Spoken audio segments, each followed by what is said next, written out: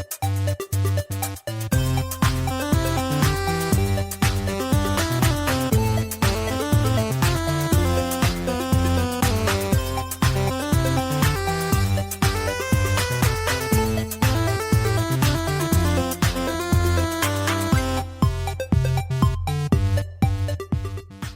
and welcome to the Unofficial Controller Podcast, your weekly gaming podcast, episode 279. And it's me, RGT, and joined by, well, you know who I'm going to be joined by. He's sitting there staring in my eyes. It's the Switch God himself. It's the sexiest man that does marathons, because it is just marathon gaming, a.k.a. Scott. How you doing, Scotty boy? I'm very well, very, very well, and very happy. Thank you very much. We are the gruesome twosome, I think. I think you're prettying it up a little bit too much. I think if people went to YouTube and saw us, I think you might change what you say. But no, I don't think you've got nothing to worry about. I'm definitely the gruesome onesome, I think. Before we jump into anything else, I just want to say we are doing our subscriber quiz on Saturday, so that will be coming in the next few weeks. That is going to be good fun. If you want to know any more about that and how we got on, keep an eye on the show, because the video will be going up. You'll see who our subscribers are. That'll be coming up the next couple of weeks, so don't forget that. It is good fun. It is going to be good, and hopefully start of a new series to come. So, you know, once a year we'll do this little tournament on there, but keep an eye out for that. And also, before we get into what we've been playing, Scott, just how did you get on at the weekend? Because you were at the Nottingham Games Fair, is it called? Or I went to Nottingham Video Games Expo 2025. It is the fourth year it's been running. I've been every year. A very good event. The first event went so well, they increased it to a bigger venue, and they did 2 years there. Very good venue, but it's grown again. So it was a sports hall centre, which is very popular if you're from Nottingham. Obviously, I wasn't aware of it. And there's a lot more room for. So before, they had all the talks and competitions and, you know, stage chats with producers, game developers. That was done in a separate room, and it got hot and busy very quick. But because this is like a big aircraft warehouse hangar, everything was there. The market was there, the indie developers, the games you could play, the retro. Everything was in one massive room, and even including the stage. So people get involved. There's plenty of seating if they wanted to watch any of the talks. So it's got room to grow, which is really good. But the highlight for me, I mean, I'll talk about the negative. The negative was my Airbnb got cancelled 24 hours before going. So I was hoping to be staying over, having a few beers. But the new venue, the only downside, it's more family friendly, which is a good thing. But there was not a bar. It was a gym, so there was no alcohol. However, the day was saved because I got to meet the legendary platinum champion from the Discord, George's red-headed stepson. I got to meet Ginge. I spent a lot of time with Ginge. And to be honest with you, that was a highlight of my day, because I also got to spend a lot of time with George's grandson. And it was just nice to see the family. It was a shame George wasn't there, but it was very, very nice. So I just want to say a big thanks to Ginge. It's really, really nice to meet up with him, and over different events that I've been to, you know, Timeless and different retro gaming markets, Blackpool. I've met up with, you know, like Digital Monkery Tom. I've met with him a few times, but there's still some people like Bada Binks is local to me. I haven't been able to meet up with him yet, and it's driven me to want to try and meet everyone on our Discord, because it just goes to show. Like I said, I was talking to my wife when I got home. She said, "How was it?" I said how the event was. Said all the people I've met. You know, there's good some friends up there that I saw. There's a few that couldn't turn up, but the highlight of it was seeing Ginge. And I said, it just, like, if I lived in Nottingham, I could have a beer with that bloke every day. Such a nice guy. Yeah, he's a great lad, isn't he? And that's what I love, exactly like he is. Good banter like he is in the Discord. And I just, so it was really nice to see Ginge. So, thank you to Ginge. A big shout out to him. That was kind of made the weekend for me, to be honest. Other than that, I've got a Sega Game Gear carry case. I saw that. That is... Yeah. Ooh. For the visual listeners, I've got the box here. Very good price, because these are about, £30 unboxed. I got it for £25 boxed. Is that all you paid for that? Very good deal. Yes. I thought you were going to say like 200 quid or something like that. Is that what that was? 25? Yeah. He had it. He thought he had it up for 40. But it was up for 30. I said 25, and he went, "Yeah, no worries." That is a steal. That is an absolute steal. That's it. Because I took it to. I had a I had a friend there, Tutor UK, if anyone's familiar with him from YouTube. He's been on YouTube for a long time. He was selling some games there, and I told him I picked it up, and he went, "Oh yeah." And I said, I got 25. He goes, 25. He goes, when I get hold of them, I sell them on my stall for 30 unboxed. And I was like, yeah, mate, it's a good bargain.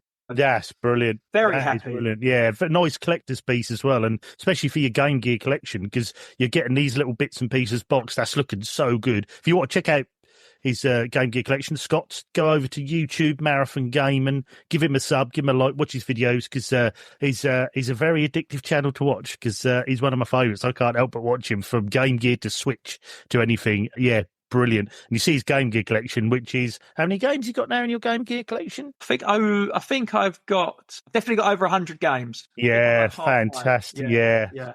Very good, very good. Yeah, so check it out. If you like Game Gear, anything Sega, anything Switch, yeah, check out Marathon Gaming. Right, so I'm glad you had fun there, but I will probably head back to script and say, what have you been playing? Well, you're going to be excited for this one, because... Why? I think I know what you're going to say. Yeah, you know what's coming. Basically, Balectra I'm done with now. I'm glad the competition's ended. The winner has been announced. I'll tell you what, while I'm on that, I'm going to bring up the challenge accepted. The challenge accepted for, first of all, thanks to everyone who took part, and thanks to Tom Digital Monkery for putting on a fantastic month of Balectra. I really enjoyed the game, but I can't beat my high score. I seem to have got worse. I'm trying to focus on completing the decks, and I thought, you know what, I've done over 15 hours in the game. I'm going to put it to one side. But we've got this month for Challenge Accepted, a real retro throwback. We have got Minesweeper, the game that is pre-installed on every PC from back at, I don't know, from DOS to Windows 94. Like, as soon as it launched into Windows, we seem to have had that and Solitaire. It's no longer seems to be on the laptop. I checked at work yesterday, but you can play it free online. So you just get a standard 9x9 square map, and it's your fastest time to clear the map. Now, so far, nobody's cleared the map. I've played about 5 games, and I'm still trying to work out how to play the game. So it's a very difficult game. So anyone, I guess this is one for the people born in the 70s and 80s. So anyone that remembers playing this game on a computer, you might have the upper hand. So this could be a chance for a dark horse to win the competition. It might be someone other than Ginge for a change. And I just want to say, Ginge didn't win this month. So there were some real good scores. But yeah, so I'm done with Balectra. I've stuck on Donkey Kong Bonanza. So when I next play it, I've just been going around collecting all the fossils, collecting all the bananas. But in terms of story progression, I'm stuck. I need to look up what to do, basically. It's a bit where I've got to like freeze some water from some pipes, but I don't know how to physically do it. So I've took a pause on that. So I said on the previous show, I downloaded a demo of Harvestella. I enjoyed it I knew this would tickle your little belly. You lay on your back and I'll feed you some honey poo. This is going to be glorious to listen to. I'm going to lay back, fill my ears with joy. Go on. So I completed the demo. It's a very big demo. Anyone who's got Nintendo Switch, download it, because this isn't like a quick one level, 5 minutes. It lets you play the first 14 days, which is for the first 2 chapters, and it's a good 3-hour demo, I'd say. I played that. I really enjoyed the farming simulator element. I really enjoyed the story. It left a lot. It wasn't too much. You know, you're constantly clicking next, trying to work out, like, you don't, a bit story heavy. It wasn't too much story heavy. At the end of each chapter, you get a bit of story. I really enjoyed the RPG element of the action. I kept on finding like I couldn't quite get where I needed to be by midnight, and then you get tired. You don't want to die, which is falling asleep, because by midnight you've got to be home, otherwise you get exhausted, and then you end up losing some currency. So to progress, I had to keep farming, selling some vegetables, etc., upgrading my weapons in the town, and then I was able to get further. So I completed the demo, and I was like, I need to get this. So I ordered it. I've got a copy arrive in the post a couple of days ago. So I played it a bit last night, and I will be no doubt playing it tonight. So my main game at the moment is Harvestella, which might sound crazy because it's not a Switch 2 launch. It's a Nintendo Switch launch, and probably a long time ago, because RGT will tell you in a moment, that was his favourite game for the Switch version 1.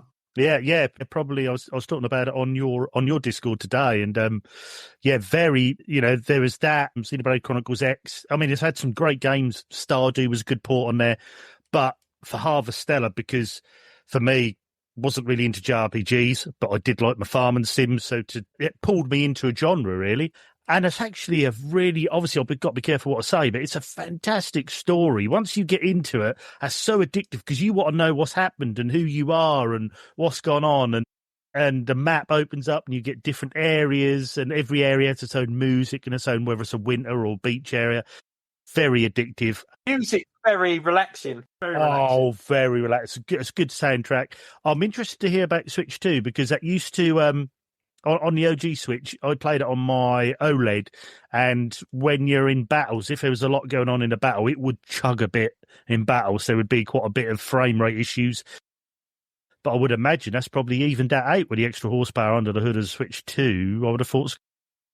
Yeah, I've not experienced any lag whatsoever. I think it visually looks beautiful. And yeah, I've not had any problems with it. So having the extra power of the Switch 2 seems to have, basically made that null and void. It's great. Oh, good. I'm looking forward to hearing what you think of it over the coming weeks. I'm looking forward to really getting stuck into it. But that is all that I've been playing. So what about yourself, RGT? What have you been playing? A bit of a list for me this week. And I've eventually done it. Saturday was going to be, I finished work on Saturday and I was going to be, right, gardening time. Nope, it rained. So I thought, right, Singularity needs to be getting done. So I sat there. Oh, yes. Yeah, went 6 hours straight, bang, boshed it out of the park, done. Singularity is complete. 3.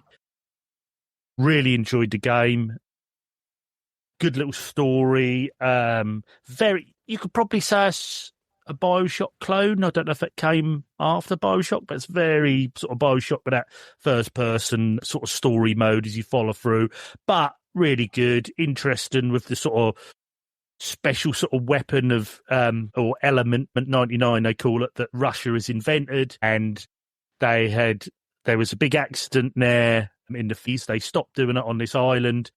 And then there was they noticed there was something, the Americans noticed something was going back on. There was movement on this island. So you're part of a special crack team to go out there to sort it out. When you get there, there's a big explosion and it almost warps you back to the 1950s, which ends up in you saving a scientist that died originally in it. And then that changes the course of time.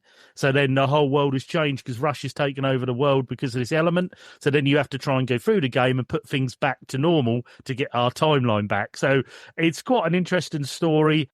Really enjoyed it. Like I said I paid 50p for this, which I did. But now looking it up now, it's gone up to about £8 on CEX. So if you're going to buy it soon. Because I think people realise, and that's a bit of a gem, that game. But yeah, thoroughly enjoyed it. Really recommend it. Looks good on PS3. Plays really well. I'm pretty sure it's available on 360 as well, if you got a 360. So yeah, definitely worth a playthrough. Stay with us. We'll be right back. If you like video games, then you can't miss Call Me By Your Game.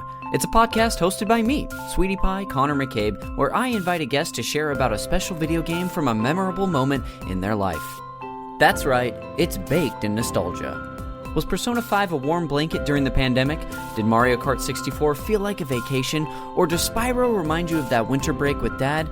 These are the types of stories told on the podcast. So call me Tetris, Half-Life, or StarCraft 2, it's up to you. Find the show wherever you get your podcasts and get ready to call me by your game.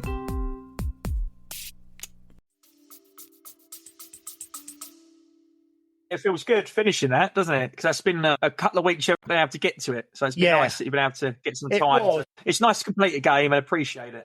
Do you know what? It was one of them where I thought, do you know what? It's hammering down the rain. I had plans to do my garden. It was hammering down the rain. I thought, oh, let's get the lamp on, cozy up on the couch, get myself some crafty beers there, get a few of the brew dogs open, and let's play the game. And I just sat there and played it right through to the evening and completed it. And that was brilliant.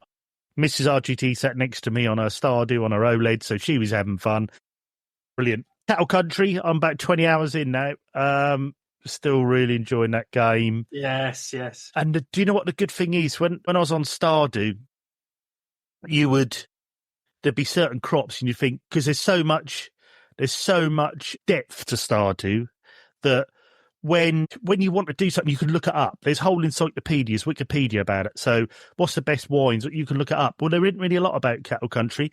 I joined their forum. and their Discord. And also there was a guy that has done a whole spreadsheet of every vegetable, everything you can grow in there. But I thought, I started looking at it. I thought, do you know what? Let's just experiment, see what the valuable crops are. So I put a load of beehives in, and then there was no bees coming to them. Then I realised you had to plant flowers round. And now because I put so many in, I'm getting loads of honeycomb. I'm brewing mead, then I'm putting it into cabinets to age the mead. About the mead last week. Yeah. What my ears perked up to. Yeah, so absolutely loving it. It's like I said before. Is it a Stardew? It's a Stardew clone set in the Western time. Is it as in depth as Stardew? No, but it's definitely worth jumping in if you're wanting to play a farm and sim. It's up there, as far as I'm concerned, as one of the best sort of 2D ones. And if it could be a good stepping stone to Stardew. But yeah, I'd definitely rate it for the price of it as well. Great pick by Firm Returns there. Great choice. Yeah. We have picked, or we done a vote this time. I think we'll carry on doing votes. Me and Zangief said for our RGT Back in the Past, where we're playing through Gen 7 games that we've either missed or want to replay, we put it down to a vote this time, and the winner was Dead Space, which has really opened that up because I'm playing the PS3 version. There's obviously the 360 version, and there's the remake, which has enabled a few other people to jump on, because they're playing it through Games Pass or PS5 bits and pieces. So we've got a few more jumped on there. So I played on Sunday, again, was going to be my next garden day, and that rained all day as well. So Dead Space had to be loaded up. I'm a couple of hours in. Oh, still a bit spooky for a game that old. Oh, when you're walking down the corridors and the lights start flickering and you can hear these things running across the ceiling. It's a bit I played it on the Wii. Yeah. On the Wii I've played it. Extraction, isn't it? Dead Space Extraction. Is that a different? Oh, yeah, I have played. I think it's a spin-off, I think. I played it's a shooter, like first-person shooter. Yeah, I've got it down there somewhere next to me here. But yeah, I haven't played the Wii one yet because I know that's quite a good sort of version of it. But yeah, it's really good, really enjoying it. Great choice for people to vote that in. I'm trying to think what other ones we had on there. I think we had Vanquish, we had Dead Space, we had... I can't remember what the other two are. Forgive me. But anyway, yeah, so really enjoying that. Not so many, a couple of hours in, but I think that's, again, only probably a 12-hour game, I should think. So, yeah, I will get that done. And then finally, I've started a couple of days ago Murder on the Orient Express on the Switch, because I do like my Agatha Christie games, and I bought this on sale on one of the eShop sales a few weeks ago, so I thought I'll get stuck into that. Only played the first hour and a half, but yeah, really good. I love those mystery games. I love trying to solve the crimes. And this is a lot of third person, bit more open, but it's Orient Express, but set in the modern day. So people have got smartphones, as a modern telling of the Orient Express story. So I'm only just past the early part when they learn you to play the game. But yeah, really good. Really looking forward to that. I love the ABC Murders. That was a great game to play if you like your puzzles and your mysteries. So really looking forward to this.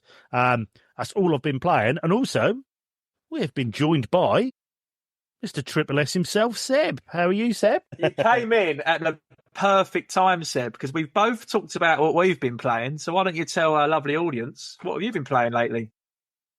Thank you for having me, by the way. And I've been playing, I finished The Altars, which I told you all about last week, or week before last. Amazing game. I loved the way it ends because it's so open-ended, and your choices and what you decide to do matter in that game. So I'm like, if you choose to splice yourself and have a botanist, the botanist can then tell you what his life ended up like, and he thinks you should impact your choices going forward. And you can listen, you can not listen, and that's the same way with the mechanic and every other altar that you can kind of create there. And then there's so many mysterious things that go on with the planet. That ending was amazing. I've been trying to get into a couple of other games as well. I played a demo recently, and it kind of changed my life, so to speak. And now I'm kind of salivating on this game to come out. Oh wow. Yeah. Has that ever happened to y'all guys, to where y'all play a demo and then y'all are like, man, I should have done that? Yeah. So Dispatch is the game that I played recently. Have y'all heard of this one? Dispatch. I recognise the name, but I don't know why I recognise the name. Okay, so Dispatch. Think of it it came out, I think the preview came out on the Game Awards. where basically you are a dispatch officer for a superhero workplace. Okay.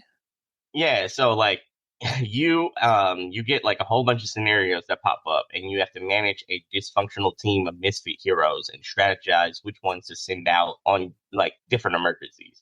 And some of them have like PTSD, or some of them have like personal drama that goes on. Some of them have like beef with other superheroes. So you have to kind of like pick and choose which superheroes you team up together, or like you send out on solo missions. Some of them, like if there's an Aquaman like person, you wouldn't send him out on like a volcano that's about to erupt, for instance. So you, and then like if there's a villain that has like similar powers to Magneto, and well, you got a guy who's like Iron Man. You can't send him out, so you kind of have to think and choose That's clever. who you send out. And there's also yeah. There's Sorry, also, I was just going to say, you're very addicted, Seb. Yeah, it is addictive. And then like some of these, like they're people, so I'm like, they get into relationships with each other, they break up, and then next thing you know, they don't work well together. So like you have to figure out how all this corresponds to each other. It's a choices matter action strategy single player game. So I played this on Steam. I think it's releasing for all consoles later this year in 2025 is what they have it slated as. But yeah, this is going to be one of those games that Switch 2 people are probably going to salivate for whenever it drops, because I'm like, it's another game to add to that portfolio. So yeah, there's a game I was just going to say, sorry to interrupt you, Seb, and your flow. There's a game I played that sounds similar to that. Nothing to do with a superhero or the Marvel, or nothing to do with that universe, but it's a very cheap game. I remember talking about before as a bit of a hidden gem. I think it's called 911. What's your emergency? And you're basically in a control room. You're handling the calls, and you have to decide to send either the police, fire, ambulance, decide whether it's a hoax, decide how much squad to spend there, how serious to take it, and there's repercussions of decisions. And I just looked up while you was talking at some of the screenshots of the game, and it's a very similar dynamic, to be fair. And I'll tell you what, that is a very solid, addicting game. So that is a really cool mechanic to have in a game, but then to also stick that skin on of a superhero, and you're doing that. That just, wow, that's going to be a very, very fun game. Yeah, sounds brilliant. Sounds very interesting, and a good take of it. Other than the 911 that you say with superheroes, that sounds brilliant. Yeah, and one of the things that drew me to this is like it's made by the same people who made Wolf Among Us. So I'm like, it's made by that kind of same studio, and the cast is phenomenal. You got Aaron Paul who played was it Jesse from Breaking Bad? So I'm like, Jeffrey Wright, who has played like, he was the overseer in Marvel, like the What If guy, like the big kid guy in the cartoon. So I'm like, you have Laura Bailey, who's been in a lot of video games. You have Alana Pierce, who's been in Borderlands. You have a couple of people who've been in Horizon Verdon, who like voice characters in this game as well. So I'm like, it's got a heavy cast and a solid production budget for a AAA indie project. So yeah, I'm looking forward to that one. And Aaron Yvette is also in this, who y'all probably haven't played the game yet, but is voiced one of the main characters from Hades 2. Oh, okay. I love their voice acting in Hades 2. Some of them were brilliant. I can't wait for that to come to the Switch. I cannot wait. Stay with us. We'll be right back. Ever wondered what a rhythm-based stealth game with dinosaurs might look like? Or a farming sim in space with zombies? Welcome to the Gaming Blender podcast. I'm Matt, and with my co-host Scott, we take a random game genre and random game mechanics, blend them all up, and pitch wild, totally hypothetical games you've never heard of, and maybe shouldn't. New episodes every other week. Hit play and unleash your inner game dev. No coding required. Search the Gaming Blender on your favorite podcast app now.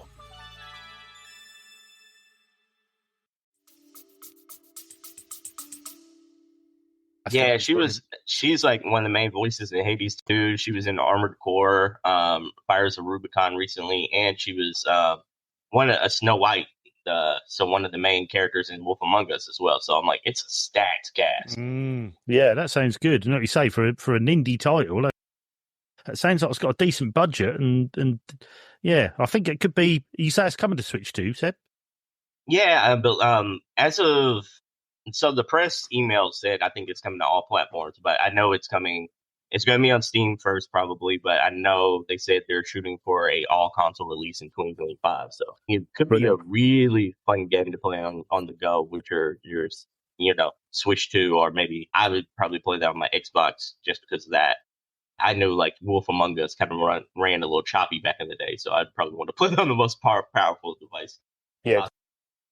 Yeah, it's made by Ad Hoc Studios, and yeah, I'm looking forward to that one. So, guys, yeah, man, you ready to get to the news? Yeah, so I think we'll jump straight in. We've done what we've been playing, so we'll say we scoured the very darkest regions of the internet to bring us this week's news. Well, I'll jump into my story. So it's a little bit of a longer one, and then we can get on to Scotty's and Seb's news. Bit disappointing for me, this one, but this is over on Nintendo Life. This is Tales of the Shire, a Lord of the Rings game review. Yeah, and I think from Seb's reaction, you could probably tell where this is heading. And their tagline, this review's done by Kate Gray, and she has said, "We don't want any adventures here, thank you." So you can probably tell where this is going. This is a game I had pre-ordered as well, so I'm a bit disappointed. I was quite looking forward to this, but I had my doubts. But anyway, a Lord of the Rings cozy game. Made by Weta Workshop, who made the sets, costumes, and props for the beloved Peter Jackson movie trilogy, Say No More, right? Unfortunately, Tales of the Shire is not the perfect mashup of hobbits we've all been waiting for, but instead emblematic of the kind of game development that has failed both its employees and its players. Those employees deserve to have their work appraised for the things they did right, despite everything, though. So I'll at least start with that. She goes on to say the game begins predictably with a brief and cheesy Gandalf cameo. Then your custom brackets hairy-footed hobbit is left alone in their new digs to get settled in. You've inherited the hobbit hole of the late old Ruby, who clearly does not care much for this cosy hobbit vibe, because your house is a total state. The front door doesn't work, all the gates are smashed in, and there are logs blocking off half the garden. But it wouldn't really be a cosy game if it didn't require some virtual elbow grease. Over time, as you fix up the house, you'll learn to fish, forage, farm, cook, befriend the locals who are trying to incorporate Bywater as an official village with your quest-based help, of course. Cooking is the main activity in Tales, and it is by far the most complicated system. Your meals are defined by 2 axes: chunky, smooth, crisp, or tender, strange, as well as 4 flavours: sweet, salty, bitter, and sour. You'll have to balance these descriptors to make the perfect meal by chopping, mixing, frying, seasoning your food, as well as high-quality ingredients if you want the hobbits to really like you. Unsurprisingly, the way to the hobbits' heart is through their stomach, and this is explored through the shared meals, the real heart of the game, which increases friendship, unlocks new recipes, and help you learn facts about your fellow hobbits. Not that there's a whole lot to learn, because the hobbits as a whole, despite some good writing, lack depth, personality, warmth of Samwise or Pippin. In fact, these hobbits seem a lot meaner as you discover at the first time a hobbit sends you a chilling letter complaining that you haven't fed them in a while. Ignore their letter, they'll go into a sulk. Also, no one ever invites you to a shared meal. Just rude. The cook and hobbit feeding pipeline is a complex but necessary system, and it's hard to learn.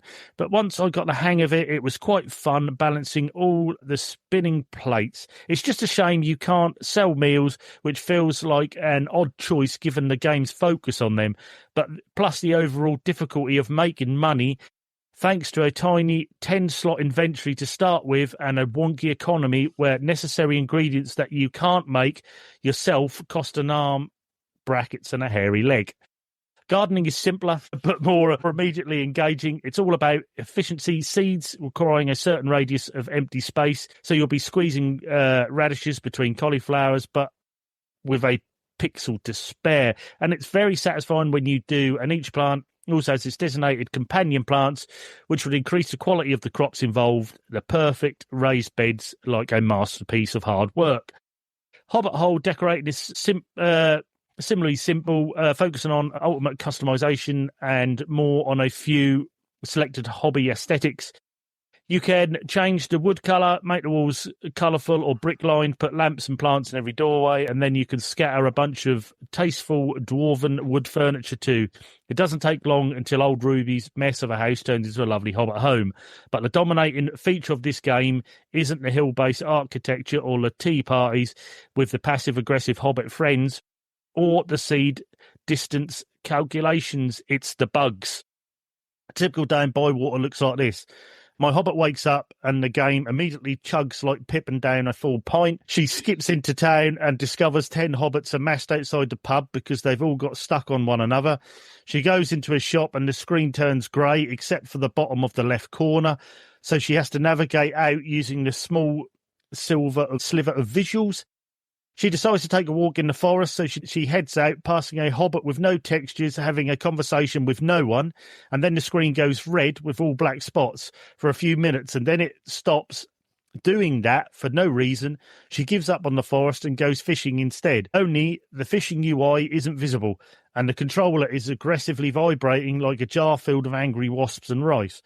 Finally, she decides to go home, but since it's been exactly 30 minutes since her day started, the game crashes. Since I started playing, several of those have been patched. I had a total of 20 hard crashes in 10 hours before they patched that last bug. But I'm still getting crashes, the textures aren't still loading, and the game still chugs horrendously. Plus, on Switch, it looks bad. As you can probably tell from the screenshots, and the pop-in is pretty egregious. With critters and trees loading in just inches from your face, I hope from more patches to come, but there is a lot of things to fix. Ultimately, Tales of the Shire is a tale as old as time, a mismanaged mess rushed out the door with a lack of respect for the players or the game's developers who deserve more time to finish it properly and clearly cared tremendously about.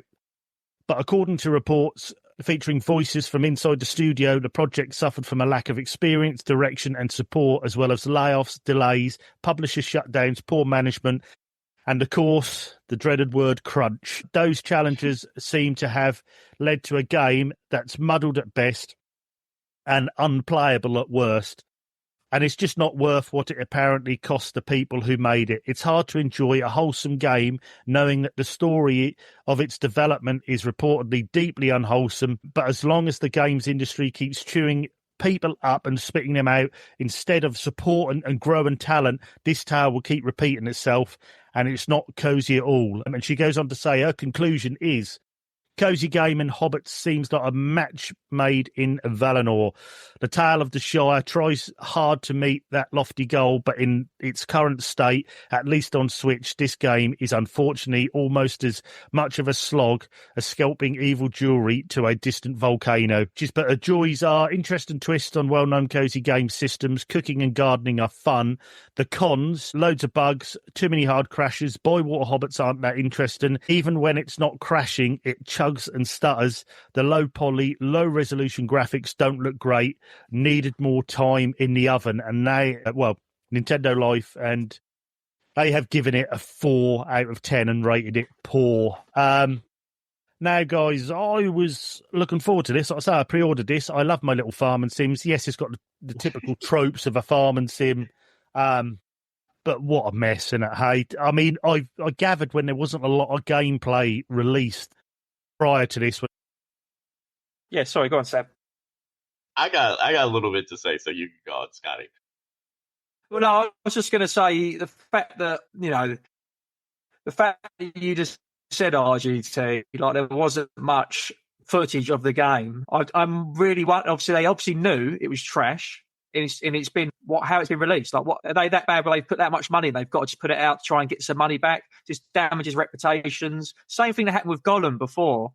I know that's obviously a slightly different scenario, might be who developed it or whatnot, but I just don't know why release a game that bad. Why bother? Like, so surely at testing, when they get people to come in from the outside world, test games, and, they might send it to people who review games and they get the feedback, surely they would have gone, oh, do you know what? We'll get rid of that. It's not working. I mean... I wonder whether...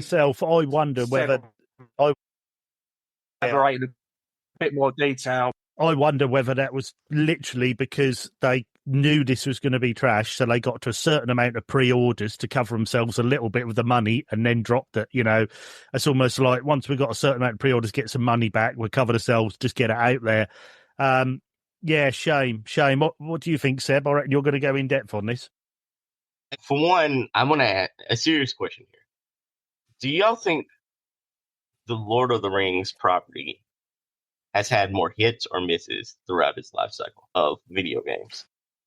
Misses, I'd say. I'd say hits, because there was I'd say on the PlayStation 2, we had, there was a good 3 games. There was 3 or 4 solid games, I think, before it went downhill. So there's probably been more better. It's only been 2 flops, I think. Only 2? You sure? Well, unless it's on a Switch, it don't count. Okay, so the reason why I asked that is because, I played this game, full disclosure, at a PAX, and I got hands-on with it. And there was a game right beside of it that was also a farming sim. And the cozy lines that people were like forming to get hands-on with both of those games was illuminating, to say the least, because it was baffling to see a high IP have a line of maybe 3 to 4 people, and then you see Fairy Farm had a line of 200 people, and it was one of those things to where you could look at the game and tell to where I'm like, oh, that something quite doesn't look right with that. This doesn't look like it's a video game. It looks like it's a tech demo, and it's also a tech demo in the worst sort of ways. It was choppy. It was kind of fragmented. The characters looked like they were Xbox 360, early Xbox 360 blobs, so to speak. It had a Saints Row 2 kind of look, but in a Ghibli kind of form. And it just always looked rough. But the reason why I asked the Lord of the Rings question is because there's 20 Lord of the Rings games that have come out since 2019, or now 2025. How many of those do you think has some positive reviews? Yeah, that's a good point. I would imagine they're quite average. I'd say 15. That's a good question. Anything, I'm saying positive means 70 or above, right? The answer's 4. The answer's 4, and it would be the two Middle Earth games, Shadow of Mordor and Shadow of War, and then you had the RTS games. All the other games, even the Lego games, were roughly around 54, 56, 61. And even the ones I remember fondly, the Two Towers video game and such like that, actually just they were slightly outside of the window of the 20 years point. And then they were 70s, so I'm it's been a hard struggle with Lord of the Rings. And I'm wondering, what does it take to do that IP properly? Yeah, I think it's similar to sort of what you find with the Star Wars property as well. It seems like so many people want to get the license and have a go, but only a handful of studios actually seem to know what the property's about. I think a lot of people buy these licenses because they know it's a big license, but they don't really know what goes involved to actually make it for the fans. And you found out a lot with Star Wars. There was so many Star Wars games, but there's only certain ones that are really good hits. And I think this seems to be the same with this. And is this to do with the guys that made this who are actually set designers and that for the films? You're obviously jumping into a completely different career path with games development. Obviously, they would have devs with them who have got experience, but it all seems to smell a bit of mishandled, someone trying to buy a license to cash grab. The game that they wanted to make hasn't quite made it. They haven't given them the time. They've, almost like the early days of Cyberpunk, it's been hyped up, but then chuck it out. And yeah, it took a while to get that corrected. I don't know. Will they back this to keep patching this to get it correct? Don't know if they will. I don't think it's worth that money. No, I've literally just cancelled my order while we're talking, so I've cancelled my order. I'm disappointed because I love a farming sim, and they were trying to do a few twists. They talked up a few twists that make it that little bit different to play, but after reading this review and also watching on Nintendo Life, I always go to them first because them guys are always so honest when they do their reviews and they tell you every little detail. And watching that review and that Kay Gray done, and you look at it and you think, this shouldn't have been released. This shouldn't have been released. That was chugging terribly along, and I thought, oh, come on, guys, come on. I mean, you can only patch a game so much. I mean, they had to back Cyberpunk for years, and they got it right. They got there, but that was a big property that sold millions. I mean, are they gonna? I mean, this needs so many patches. I can't see him doing it. I think it's just going to go down as another Gollum. I think, it just such a shame, really. But I take it you guys won't be buying it. But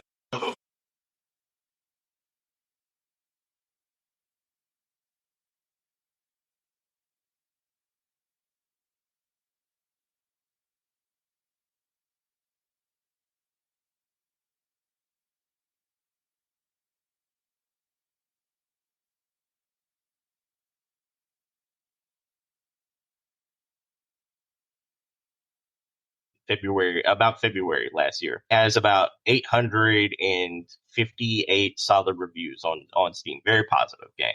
It's a platformer that's very akin to like an Xbox 360 platformer, except it involves like yo-yos. It's a 3D platformer involving like a yo-yo mechanics. Really cool, like innovative game. Kerbal Space Program 2.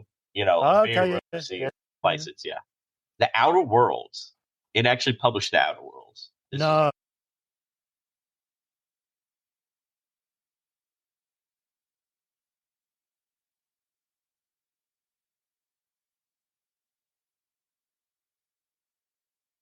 Yeah. This is a weird that they're involved with this then, and that's why I brought it up. I'm like, it's so weird that they have like such a diverse portfolio, and it seems like some of those are actually hits, like some of those are good games, but others of those that you're looking like, one of these things ain't quite like the other.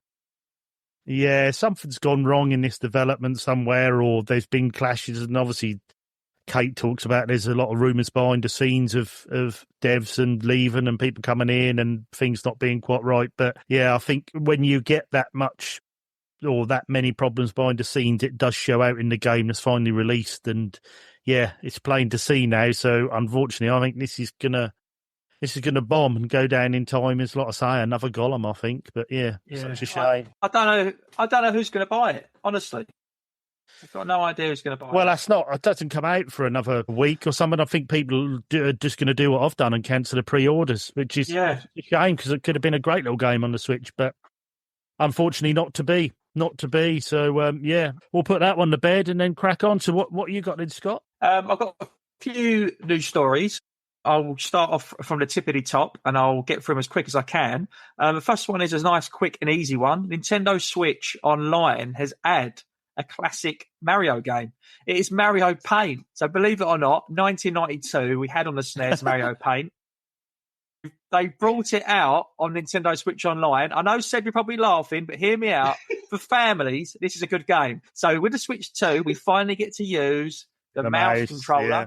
You take it off and use it. And if you've got a Switch 1, you can plug in a cabled USB mouse that's compatible. And I think this is quite nice because for families, like, I don't know if anyone's watched the trailer. Seb, I'm assuming you haven't. But basically, if you can't remember, if you didn't have the original, you do obviously colouring in. You've got painting you do from scratch. You can also do animations. You can make your own movies. You make your drawings come to life. There's mini games. And there's something I completely forgot. There's actually a music composer in there. So I think it's actually really good fun. Yeah, you can basically you can create a drawing. You can make it play a scene out. You can add music. You can literally create your own mini movie. There's a lot. I remember it being colouring in. I don't remember this much detail, but obviously I was like 5 years old. So when it came out, I probably didn't know about its full potential, but it's actually quite nice. So I think there's a lot of people which will find quite a bit of fun in that. So that's quite cool. I thought bringing that back. If anyone's got any young children, I mean, George, your stepson might play this with your grandson. Who knows? You know, that could be a good game for them to play that. So that was the first thing. I just wanted to bring that up because that is literally just dropped as of now. So that would be, when you listen to this podcast, that would be available to listen to. Then I've got one more bit of Nintendo Switch news. Then I'll move on from the Switch because I don't want Seb murdering me in my sleep. So there has been some evidence from the Nintendo. There's been some evidence basically and some strong rumors that the Nintendo Direct will be happening this week. So by the time this episode launches, we might have had a Switch Direct. So this could be imminent. So basically, announcement on the official Nintendo Japan site, this was spotted by Dual Shockers, states that the eShop will be taken down for maintenance on both the Switch and Switch 2 from Wednesday, July 30th, which is 11 p.m, till Thursday 31st at 12:30 a.m. Typically, this happens ahead of large-scale events such as a Nintendo Direct, as games are often shadow-dropped or put out for pre-order following release date reveals. Only days ago, leaker Centro Leaks took to Twitter to claim Nintendo Direct was coming into July.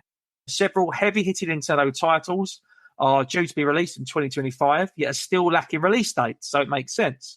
This would be the perfect time for the company to share more information with its fan base. If the rumoured Direct does take place this week, players may finally get a Metroid Prime 4 beyond launch date, or more information about Hyrule Warriors, Age of Imprisonment. Additionally, Pokemon Legends Z to A, or Z to A, for our friends over in Texas, still slates that on the Switch and Switch 2, we still haven't got its release date for October. Given the hefty price of the console, many consumers are hoping to see more exclusives. And Seb did say this. He said, is it a week launch? I defended it. Of course I'm going to. I'm a Nintendo fanboy. But we need release dates for these Switch 2 games. So the list of upcoming 2 Switch games is lengthy throughout, but these titles are third-party ports. August will see the update release of Kirby and the Forgotten Land, or September launches include Star Wars Outlaws, EA Sports, FC, and Final Fantasy Tactics.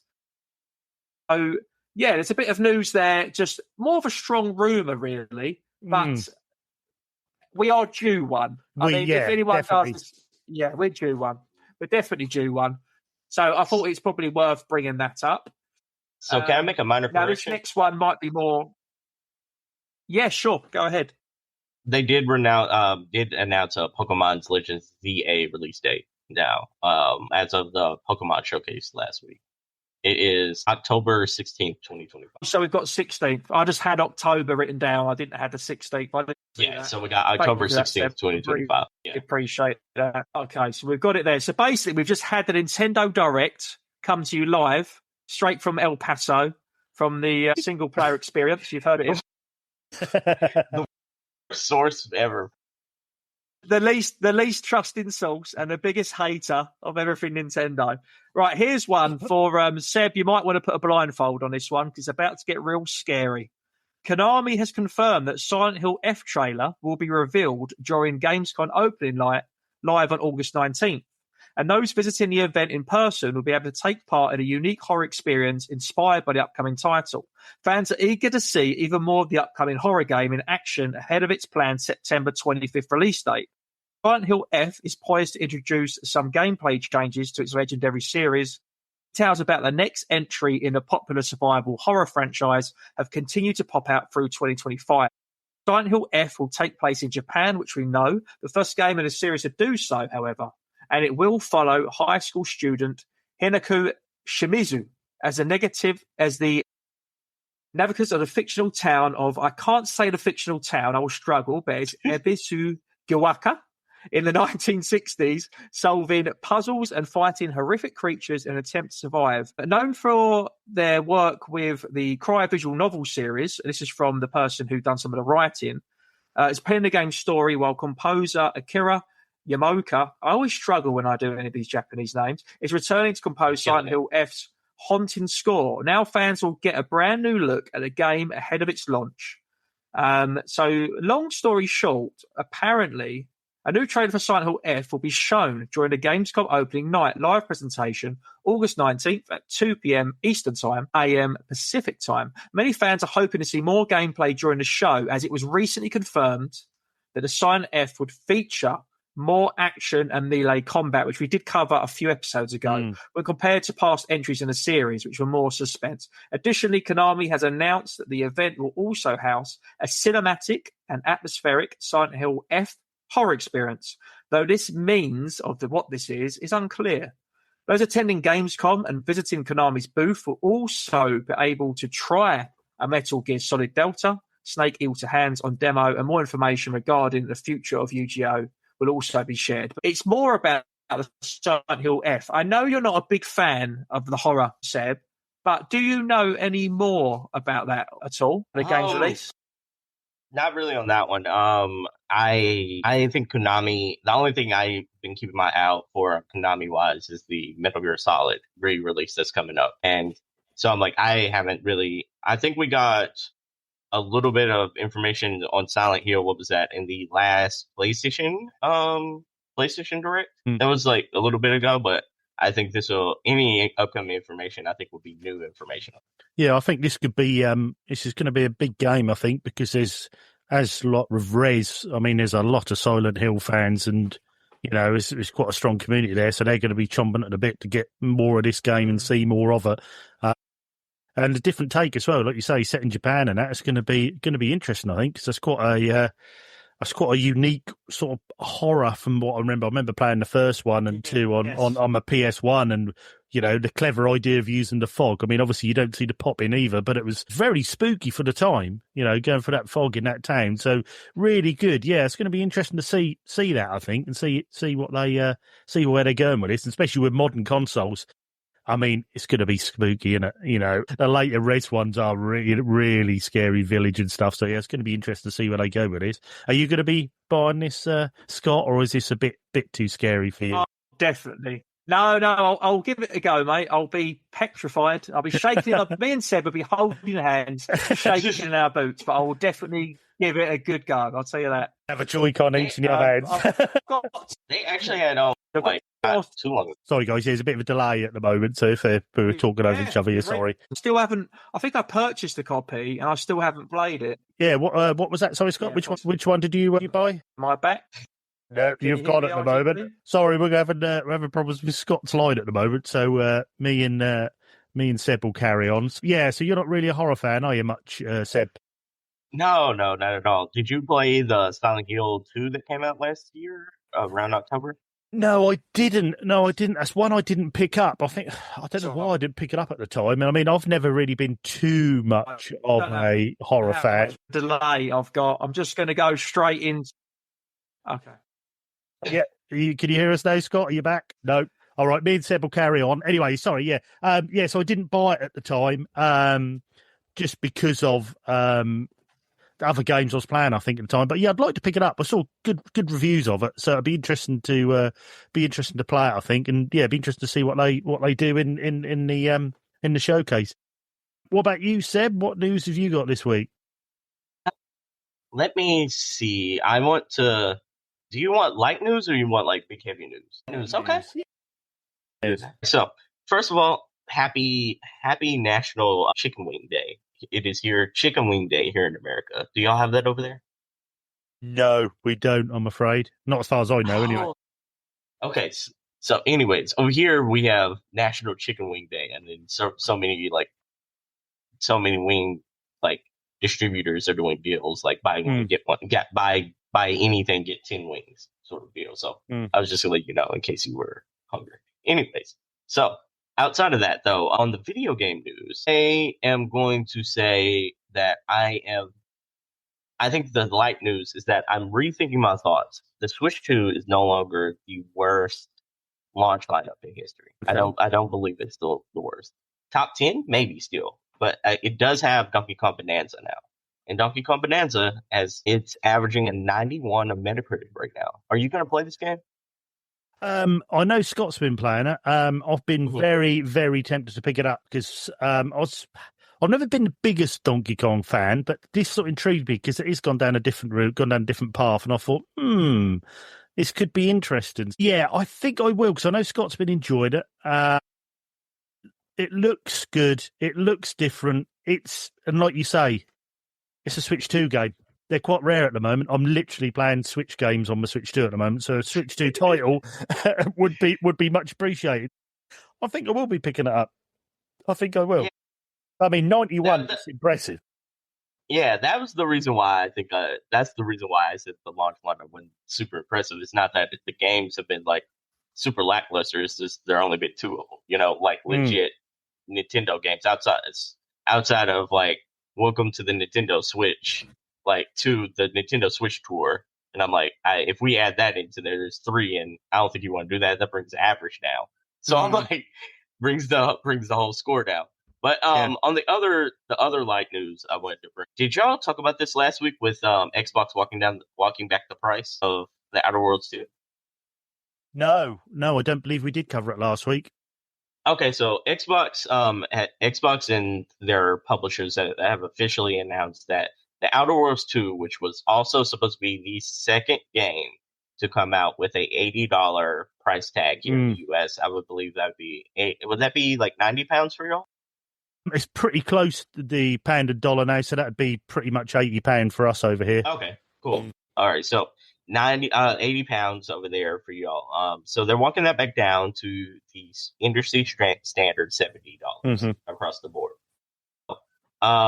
Which is a victory for consumers. You don't have to pay the extra $10 for a product that probably didn't warrant an extra $10 upgrade. But it leads me to wonder, what does this mean for the rest of the industry? Has this like a stamp to say from consumers that we're not ready for the $80 increase, or is this just a one-off? Do you feel like Nintendo's gonna get away with the Mario Kart increase and keep going from there, or do you feel like the industry is going to be picking and choosing? What do you think about all this? I think that's almost like the Sony and Microsoft have almost put the pressure on Nintendo here. I mean, with Ghost of Yote coming out, which is going to be $70, £70, they've said straight away that's what it's going to be.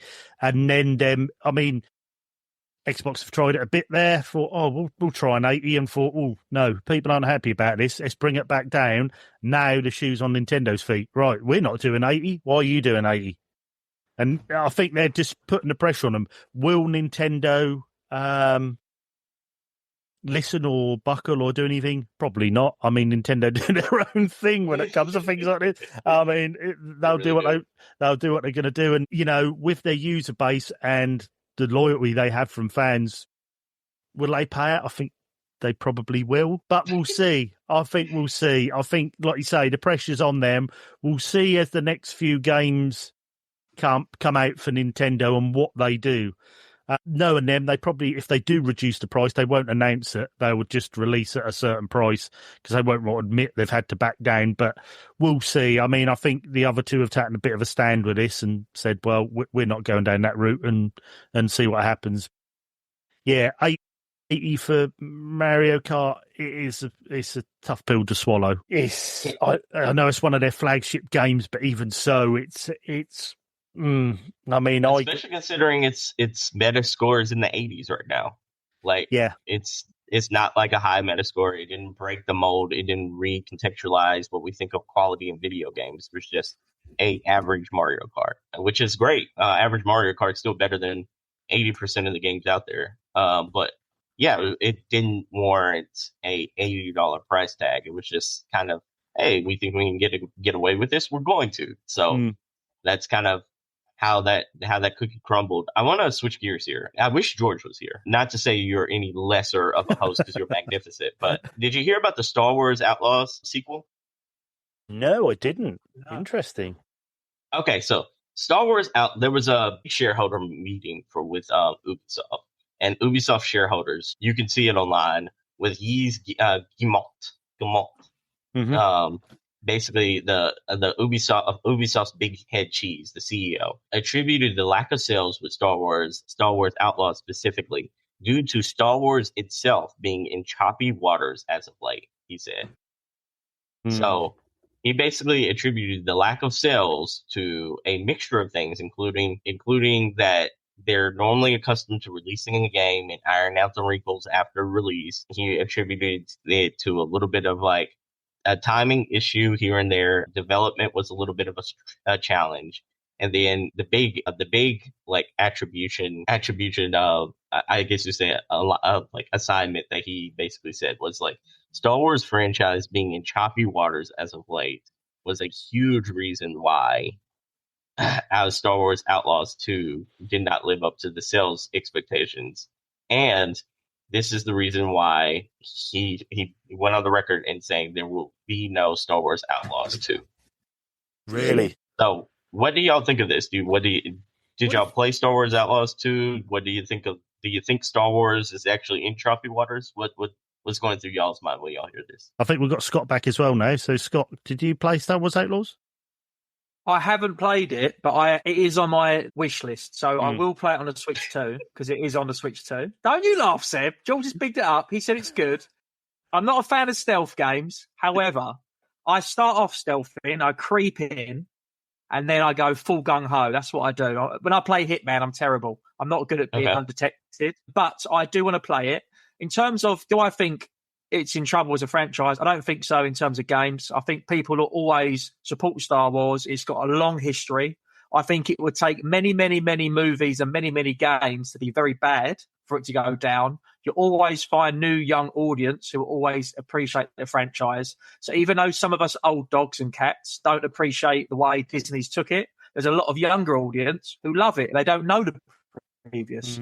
So I don't think it's in any risk of damaging its reputation, and I think a sequel will be welcomed. I know it got mediocre, 7 out of 10, but it could be worse. It could be a Lord of the Rings game. So it's not the end of the world.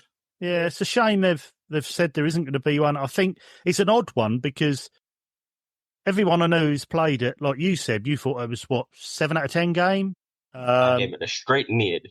Yeah, it is a middle of the road 6 to 7 out of 10. And I think George really enjoyed it. Carlos had great fun on our Discord plan, and everyone I spoke to has said 7, 8 out of 10, really enjoyed it. So it has quite surprised me it hasn't sold. Do you think I don't know if it's to do with Star Wars. Do you think that's the current climate? Do you think it's because it's Ubisoft?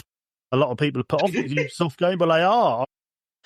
They release a lot of mid-dross, unfortunately, and it's harsh to say, but they do. So whether people didn't buy... I mean, I didn't buy it because it was Ubisoft. I know I can't. You need to put the proofs in the pudding and you have to buy it and play it. But I didn't buy it because it was Ubisoft and I get so bored of their games. I know this is probably different and there's a bit of a different take on what they do.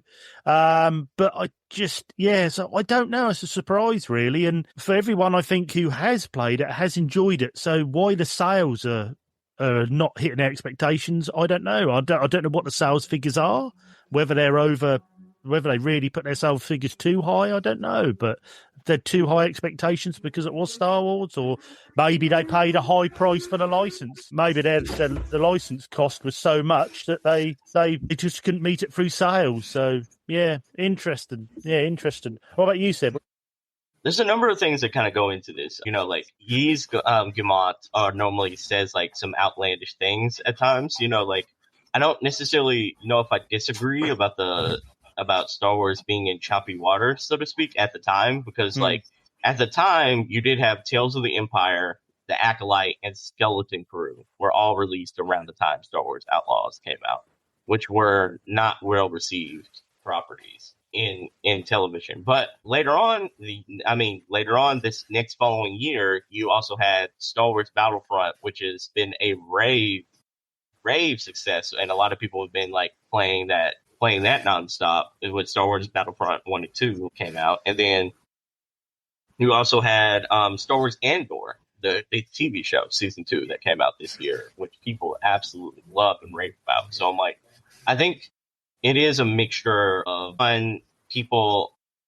I think the reviews did harm this game as far as a lot of people gave this 5s out of 10s, that the reviews combined with how glitchy the game was, because it almost did have a Mass Effect Andromeda type of glitchiness to it. And when it first came out, there was a lot of people said the jank was charming, like George. He said I embraced the jank, and there was that element to it. And then there was also the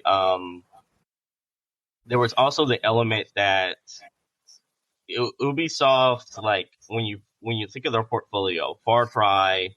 They had Far Cry around that time, Far Cry 6, I believe. It was Far Cry 6. It was the Avatar game. It was Star Wars Outlaws. And it was, what was the other game that came out around that same time? It was not Assassin's Creed. But anyways, they had another game, and they all felt samey. They all felt like an open world game that is Star Wars Outlaws, let you go into space and do some dogfighting, but like the mechanics were still there. It was like a light stealth centric open world game that when stealth kind of went haywire, because in these games it always goes haywire, everyone goes guns blazing and tries to take out a different camp or a different objective. So I'm like, I do believe right now there's a term going around in video games called open world fatigue. And I think like Ubisoft games suffer heavily from the open world fatigue of it all. Yeah. So yeah, guys. Yeah. That's crazy. Yeah, that is crazy. And I mean, obviously, I don't know how these licenses work or how often they buy them over, or, is it a set period? I mean, they obviously bought it on a game-to-game basis, I would imagine. I mean, do you think will they do anything Star Wars? Maybe if they got a license, will they do a different game, not an Outlaws 2? But I suppose we'll just have to wait and see on that and, see what happens and see what we hear coming out of Ubisoft. But it's interesting that Star Wars Outlaws 2 is actually canceled, and there's not going to be a sequel. But then, like, the other Star Wars game that is a single-player-centric Star Wars games, meaning the Jedi games, the Jedi Survivor, Jedi Fallen Order, looks like they're going ahead with the third game. Yeah, how many people have... Is it just Ubisoft got licenses now? Is the license split? I suppose you get the Lego ones and bits and pieces, don't you? EA just put out Battlefront. Star Wars put out that. There was, what was it? Star Wars. EA had like 3, because they also, Aspire had another one, right? Yeah, I think so, yeah. Yeah, so like, they had the Knights of the Old Republic sequel. Yeah, that's it. Yeah, because the actual remake of Knights of the Old Republic was canned as well, weren't it? They had troubles, didn't they? And that was canned, but yeah, well, we'll see on that front. So yeah, as far as the news go, I think we're about there. I mean, if you have any views on the news or bits and pieces we've been doing, please let us know on questions@unofficialcontrollerpodcast.com, or let us DM us on Twitter or on Instagram or anything like that. Sorry about the interference at the moment. There's a lot of interference on here. Sorry about that if you're listening and it's a bit loud in your earphones. Right, we'll head over to our subs list. These are the guys who chip in every month to help us out. And yeah, we can't thank them enough. Like I always say, they keep the lights on here at UCP Towers. They keep us going. And we can't thank them enough. So should we all take in turns, guys, on the readout? Or do you want me to read them all or blitz through them or whatever's easiest? Do you want me to just read them through? Yeah, I'll let you go through, mate. Yeah. Right, we have got Cenox from Sweden. Thank you very much, Cenox. We also have the one-man George fan club. That is Carlos. Thank you, mate. Then we have the wonderful Firm Returns, who did recommend me Kettle Country, so that'll be 100 hours spent from that for me. Then we've got the awesome Trestles in New York. Thank you, Trestles. Rose Space Monk, the Dreamcast man. Thank you. Bada Binkster, whose game room is building, is looking fantastic at the moment. So we're hearing updated photos and everything on there.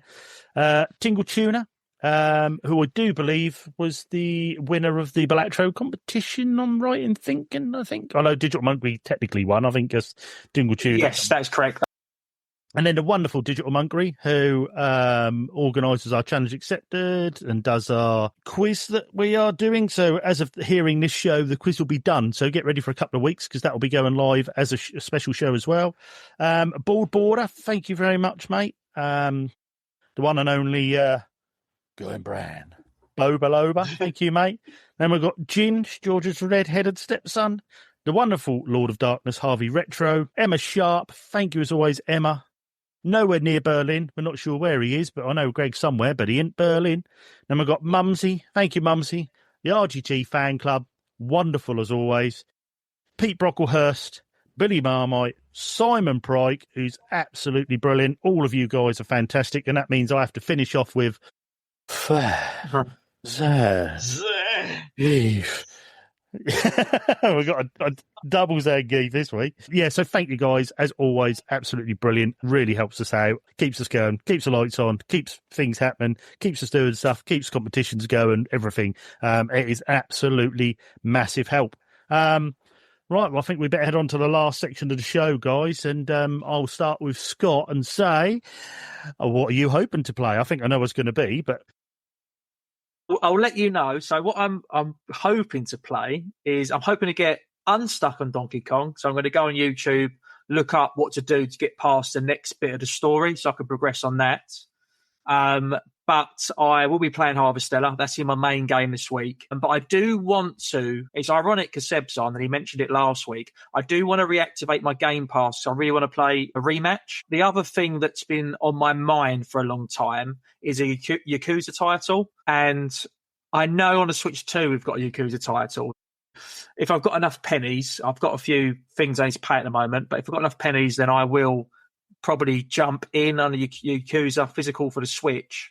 So that'd probably be what I'm playing. But just why, I know, apologies for any interference during the show, but just while you've got me, RGT, just two things I want to mention. It'd be very, very quick. One is there's basically a new skate game that's coming up. So anyone who's familiar with basically any of the skateboarding games that we have, Tony Hawk's, which is very over the top.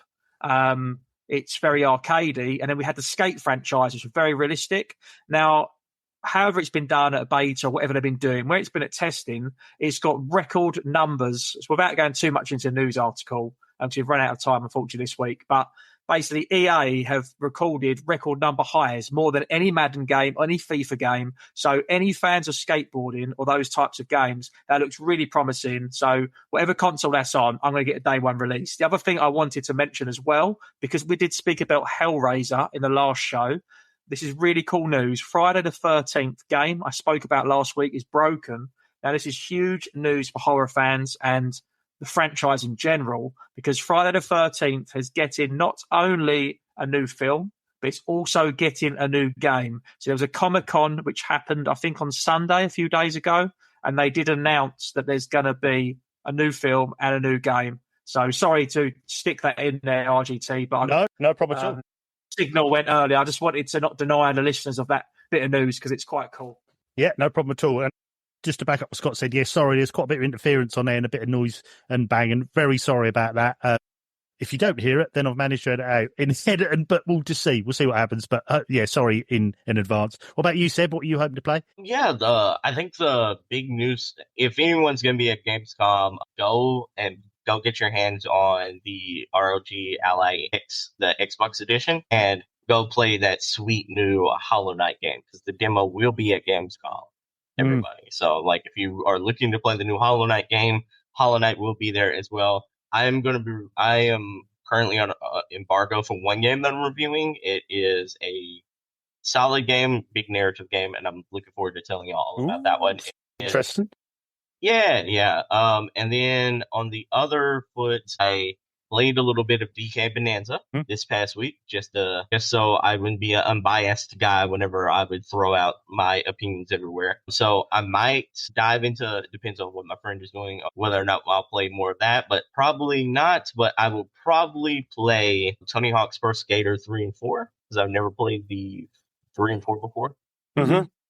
Yeah, so that's on Game Pass as well. And then I will probably play, outside of the game that we're reviewing, I will probably play more NCAA. What about you, RGT? There'll be more Dead Space, as that's our Gen 7 game we're playing for at the moment. I'm playing a PS3 version. Really enjoying it so far. Pretty creepy, but good. That's another one I can tick off my list of those big titles that I never got around to playing back in the day. And there's a good few of us playing. If you're interested in that, join our Discord. Jump on there. We've got a little section called RGT Back in the Past, and you'll see... You'll playing through. We're all having a chat. At the moment, we're playing up to chapter 4. So yeah, come and jump in. Once we get chapter 4, we'll all have a bit of a chat, see how we're getting on. Yeah, great fun. How scary is the Dead Space? Sorry? How scary is it? Well, I'm playing the PS3 version, so it's slightly toned down. I think if you're playing a remake, like some of the guys are, I think it's quite intense. But the PS3 is creepy, but it's okay. It's okay so far. I mean, it's probably going to get scared. Okay. I've only put a couple of hours in, but yeah, it is good though. It is good. You can see why there's got rave reviews about this game, and I think like Carlos was saying, like that's nice to have rather than having the HUD on the screen to show where your levels are. It's actually on the back of the character, so you can see with the lighter bits, little touches like that, which is quite ahead of its time, I think. But yeah, so looking forward to playing more of that. Obviously, Cattle Country, don't need to say too much about that. That's always going to be going on in the background. Whether I'm doing new plants or mining bits and pieces, loving that game. Brilliant little game. So I'll be playing that in the background. And I will be putting more hours into Murder on the Orient Express, the Agatha Christie game, which I have on the Switch. I'll be putting more time into that. Because that's another one of my little cozy games. In your hard day at work, sometimes you don't want to be in dead space, creeped right out, stressed. So sometimes it's just nice to get back, little puzzle game, bit of a mystery, solve a murder on the train, and do it that way. So I think that's pretty much what I'll be playing, and I think that is pretty much the end of the show, guys. So thanks as always for listening.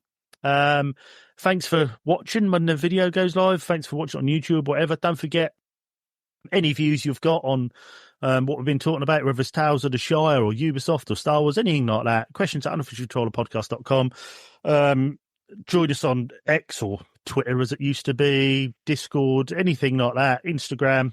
Come and say hi. Come and join in. Come and join in the challenges. Come and join in on the playthroughs on the months we're doing. Don't forget to single player with Sebastian now. Go and join him. Listen to his podcasts. They're very good.